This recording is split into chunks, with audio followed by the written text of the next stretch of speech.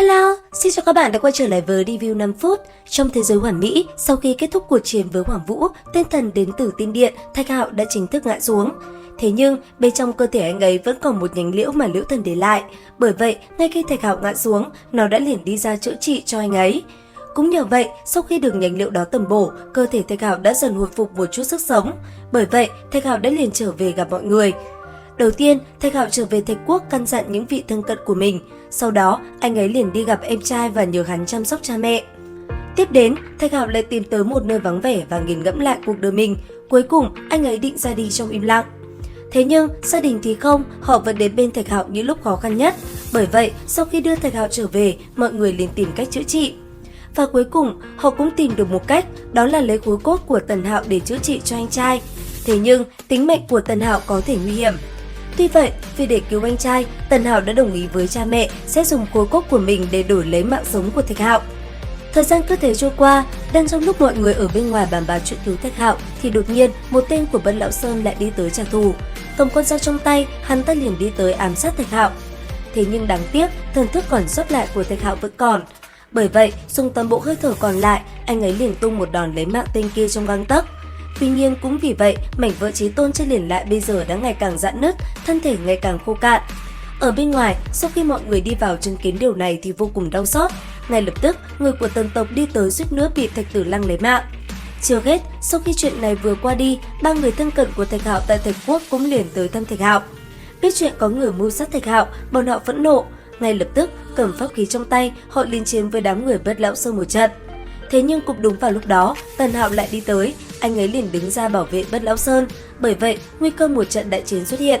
Thật may, đúng vào lúc đó, Thạch Hạo mơ hồ tỉnh lại, anh ấy nói với cha mẹ mình không cần tiên cốt, chỉ muốn cứ như vậy mà ra đi. Nghe xong, mọi người vô cùng buồn bã. Cuối cùng, khi họ định đưa Thạch Hạo trở về Thạch Quốc thì không được nữa, cơ thể Thạch Hạo đã quá yếu ớt. Còn Thạch Hạo sau một đêm, thân thể anh ấy cũng tốt hơn một chút. Cuối cùng, trước khi cơ thể yếu ớt chuẩn bị rơi vào hôn mê một lần nữa, Thạch Hạo đã liền mang bảo thuật côn bằng khắc vào một khối cốt. Trước lúc qua đời, anh ấy muốn đem những khối cốt này lưu truyền lại bảo thuật côn bằng cho Thạch Thôn và Thạch Quốc. Thế nhưng, anh ấy không đủ sức để làm nó. Trước lúc hôn mê sâu, cuối cùng toàn bộ người của Thạch Thôn cũng tới. Nhìn thấy họ, nước mắt Thạch Hạo trào ra. Lúc này, anh ấy òa khóc như một đứa trẻ, vừa hạnh phúc vừa buồn bã, làm Thạch Hạo nước mắt rơi xuống. Cuối cùng, sau một hồi trò chuyện, tộc trưởng liền cho Thạch Hạo uống một giọt Bất Lão Tuyền. Vì thế, sinh mệnh của Thạch Hạo cũng dần tốt lên. Sau đó, mọi người liền cho anh ấy tầm bổ trong ngủ niết bàn. Thế nhưng tất cả đều vô ích, cơ thể Thạch Hạo đã tổn hại quá nhiều rồi.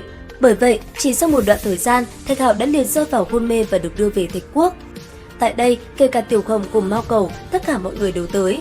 Lúc này, họ cùng nhau bàn bạc việc luyện chế đan dược cho Thạch Hạo, thế nhưng đều vô ích. Cuối cùng, đến khi hơi thở gần tàn, Thạch Hạo nói một vài chuyện với Tần Hạo, sau đó liền gọi mọi người lại. Tiếp theo, Thạch Hạo cũng liền móc chí tôn cốt của mình ra và cấy vào người em trai giúp hắn hoàn thành tông nguyện. Đến cuối cùng, khi chỉ còn một chút sinh mệnh, Thạch Hạo cùng mọi người liền trở về Thạch Thôn, nhìn lại mọi thứ và nhớ lại từng kỷ niệm. Sau đó, ngắm ánh mặt trời một lần cuối, ánh mắt nhắm lại, Thạch Hạo cũng liền nằm xuống ở tại nơi này. Chứng kiến chuyện này, nước mắt mọi người cứ thế rơi xuống, từng tiếng gào thét thê lương vang lên, làm nơi đây trở nên tang thương vô cùng. Cho dù là những ngày sau, sự đau thương cùng buồn bã cũng chưa hề kết thúc sau khi Thạch Hạo qua đời. Một năm trôi qua, nơi Thạch Hạo nằm xuống đột nhiên hào quang tỏa ra, từng điều kỳ lạ đột nhiên xuất hiện, sức mạnh luân hồi ngày càng mạnh mẽ. Ở bên ngoài mộ của Thạch Hạo, cỏ bất hủ mọc lên tùm làm mọi người chấn động. Và tới cuối cùng, sau vài năm, ngôi mộ kia đột nhiên rạn nứt. Từ sâu bên trong nó, Thạch Hạo thân thể đột nhiên sáng lên, thân thể tràn đầy sinh cơ, dường như đang dần sống lại. Sau đó một vụ nổ ầm ầm trời bạo phát, hào quang bao phủ khắp bầu trời. Ở giữa không trung, Thạch Hạo chậm rãi mở hai mắt của mình.